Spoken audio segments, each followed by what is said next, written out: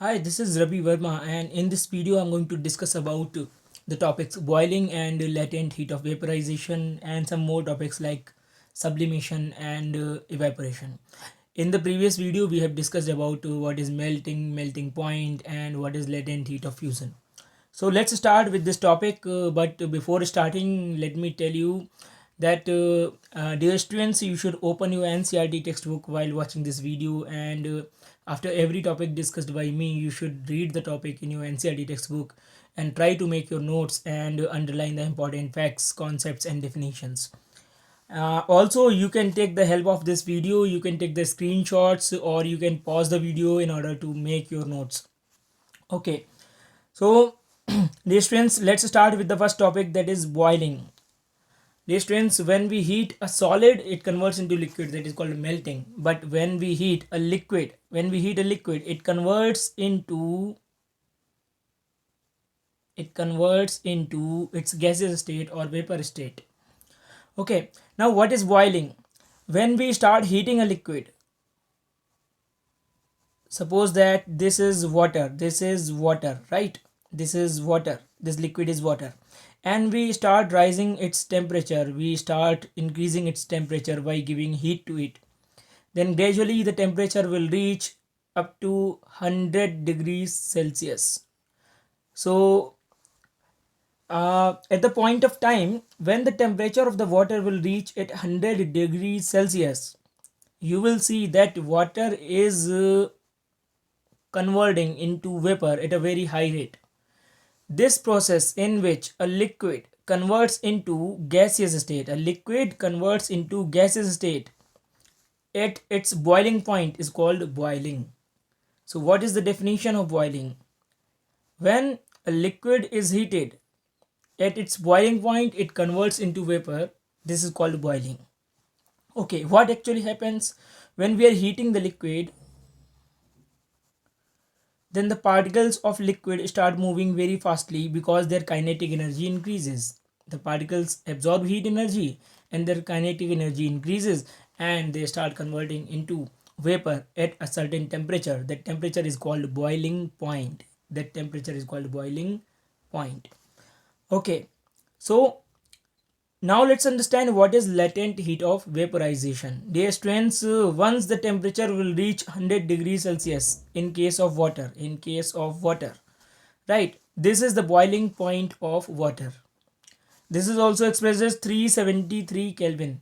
Okay, so when the temperature of the liquid will reach 100 degrees Celsius, you will see that the boiling has started, and the water is converting into its vapor state, but the temperature has now fixed at 100 degrees Celsius. It will not increase till whole the liquid water has converted into vapor.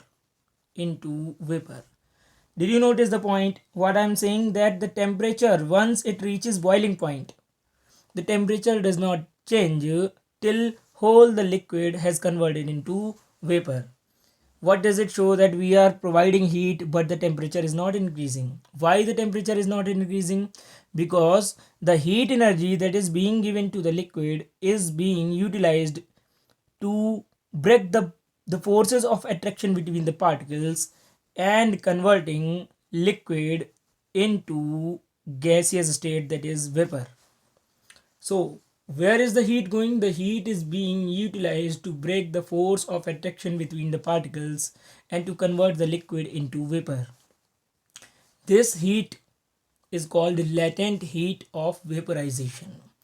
Okay, so now what is the formal definition of vaporization, latent heat of vaporization? The definition is written here. That amount of heat energy which is required to convert or change 1 kilogram liquid into gas at atmospheric pressure at its boiling point is called latent heat of vaporization. So the amount of heat energy required to convert 1 kilogram liquid into gas at atmospheric pressure at boiling point is called latent heat of vaporization. So I hope you all have got the definition of boiling point, and the concept of latent heat of vaporization. So please note, what is boiling? When liquid converts into gas at boiling point is called boiling. But there are other ways in which a liquid can be converted into gas. Alright, you see that you take some water in a beaker or in a bowl, right? And when you leave it at room temperature, it will automatically convert into into vapor state. Okay, means the water will dry, you can say. Okay, why this happened? Are we increasing the temperature of the water up to its boiling point, that is 100 degrees centigrade? No, we are not doing. The water is converting into vapor, in this case, at a temperature that is not its boiling point. So that process is called evaporation. We are going to study about it in later in this video. Okay, so now let's understand the next phenomena, that is sublimation. Here you can see what is sublimation. In order to understand sublimation, we will have to go to the next slide. Here you can see this is a slide. Okay, so dear students, what we have done, we have taken a china dish, right? This is the china dish, and we have taken a chemical known as ammonium chloride into it. In it, we have taken ammonium chloride in it, and we are heating this with the help of a burner. But before heating it, we have put a funnel inverted on it, that is called inverted funnel, and we have blocked the other end of the inverted funnel with the help of cotton. Okay, so when we heat the ammonium chloride, what happens, that ammonium chloride is a solid. Ammonium chloride is a solid, but it does not convert into liquid, it does not melt. What happens? It directly convert into vapors. Okay, so what is happening here? Here we can see that the solid on heating is converted into gaseous state without converting into liquid. This process is called sublimation. How to define sublimation? The conversion of a solid into liquid, into gas on heating without converting into liquid is called sublimation. Okay, now when the vapors of ammonium chloride come in contact with the cold walls of inverted funnel, you know that the funnel is away from this burner and they should be cool. They should be cool, right? They should be cool. So when these vapors come in contact with the cool walls of the inverted funnel, they cool down. Now what happens? That these gaseous state, that is vapors of the ammonium chloride, directly convert into solid and get deposited on the inner walls of the funnel. Are you understanding what I'm telling? That vapors of ammonium chloride on cooling are converting directly into solid. They are not converting into liquid, but they are converting into solid. All right, so this process is again called sublimation. So how you can define sublimation? You can define that conversion of solid into gas on heating, or the conversion of the same gaseous state into solid state on cooling. Both the processes are called sublimation. This second process, in which the gaseous state of a sublimable solid is converted into solid state on cooling, this process is also called deposition. So it can be called both sublimation, deposition, or sometimes it is also called solidification simply. Okay, so this is what is sublimation, that a solid is converted into gas without passing through liquid state on heating is called sublimation. So dear students, this phenomena you can observe in your daily life also, right? For example, in your homes you use camphor, right? For different purposes, especially for worship purposes, right? So camphor, when you heat camphor, it directly converts into vapor. So camphor is a sublimable solid. The solids which undergo sublimation, are called sublimable solids. So there are a few examples of sublimable solids like camphor, ammonium chloride, and there is one more example, that is naphthalene. Naphthalene. We have used we use naphthalene balls in our toilets. We put them in toilets, right? And we put the naphthalene balls also in our storage houses and our suitcases sometimes, if some cloths, blankets have to be kept for a very long time. So in order to protect them from the attack of insects, right, we put the naphthalene balls. But initially when the balls are taken, they are very large in size, but gradually they evaporate, not evaporate but sublimate. They gradually sublimate, convert into its vapor state, and they decrease in size. So they gradually disappear. So naphthalene balls gradually disappear when they are taken at the room temperature because of sublimation, because they are converting from solid state directly into gaseous state. Okay. Next, let's understand what is the effect of pressure on gases. So dear students, the effect of pressure on gases is that when we apply pressure on a gas, then the particles of a gas come close to each other and their volumes decrease. So when we apply a pressure on a gas, its volume should decrease because the particles of the gas will come close. So let's understand it here. Suppose this is a cylinder, okay, and this is a piston,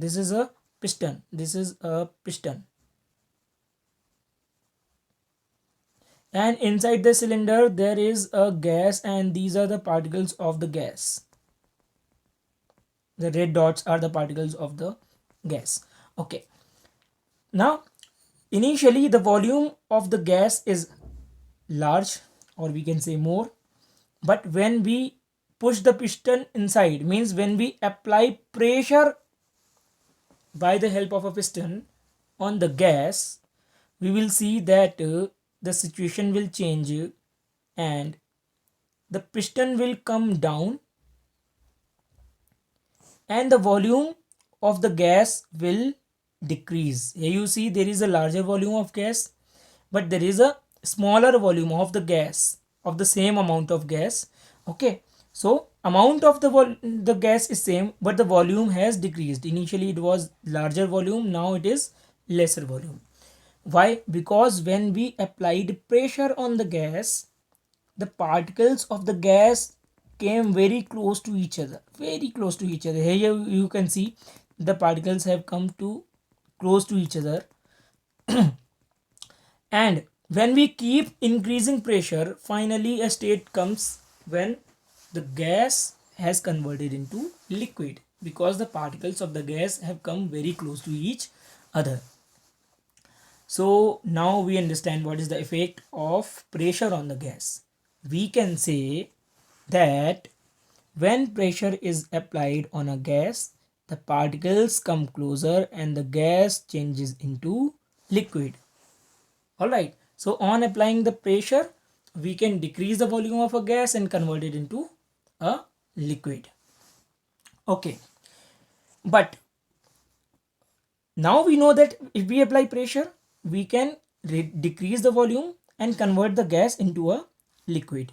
But one thing is there that can help in this process. What is that? Look, suppose this is a gas. Okay, this is a gas. Now when we are trying to decrease its volume by applying pressure on it and convert it into a liquid, what we are actually doing, we are actually forcing the particles which are moving very fastly because of high kinetic energy. So initially the particles of gas have high kinetic energy, but we are forcing them to come close to each other so that their movement is decreased. Okay, so if we cool down a gas, that means we are decreasing the kinetic energy of the particles of a gas. So if we cool down a gas, right, then the kinetic energy of the particles will also decrease, and we will have to apply lesser pressure less pressure we will have to apply less pressure on the gas to convert it into liquid. Okay, so what is the better way of liquefying a gas or converting a gas into liquid? The better way is that we not only apply pressure on a gas but also we cool it simultaneously. So if we do both of the things, we apply pressure and decrease the temperature of the gas, then the gas will liquefy easily. All right, so there is a question, there comes a question, right? Means what are the methods of liquefying a gas? So we can say that we can liquefy a gas by applying pressure and decreasing temperature, increasing pressure and decreasing temperature. These are the two methods by which a gas can be converted into a liquid. Look, this property of gas is called compressibility. We have already discussed what is compressibility. Compressibility means when we can decrease the volume of gas by applying pressure, right? This is called compressibility. Okay, now let's understand solid carbon dioxide is known as dry ice. What is this solid carbon dioxide? You know that CO2, carbon dioxide, is a gas. Okay, and we convert it into liquid by applying pressure and decreasing temperature. When we keep increasing pressure and decreasing temperature, the CO2 first converts into liquid and then converts into solid. So that is called dry ice. So that solid state of carbon dioxide is called dry ice. Now you understand that the solid carbon dioxide, that is dry ice, is made by applying pressure and decreasing temperature. First the carbon dioxide will convert into liquid and then into solid. Initially it was gas. Okay, so here you can see this is LPG cylinder. Okay, LPG, liquefied petroleum gas. What is the full form? Liquefied petroleum gas. How it is filled inside a cylinder? By applying pressure and by decreasing temperature. And that's why when you move this cylinder, you will feel that some liquid is filled inside the cylinder. So that is in liquid state. That gas is in liquid state. And when you press the nozzle, here is the nozzle, right? When you press the nozzle, when you give some space for the gas to come out, so that means you are decreasing pressure on the gas. When you open the nozzle, then you are decreasing pressure, and immediately the gas starts converting from liquid state to gaseous state. And this is why it is supplied to your kitchen appliance. Okay, now now it is evaporation. The next topic is evaporation. So dear students, already the video has been so long.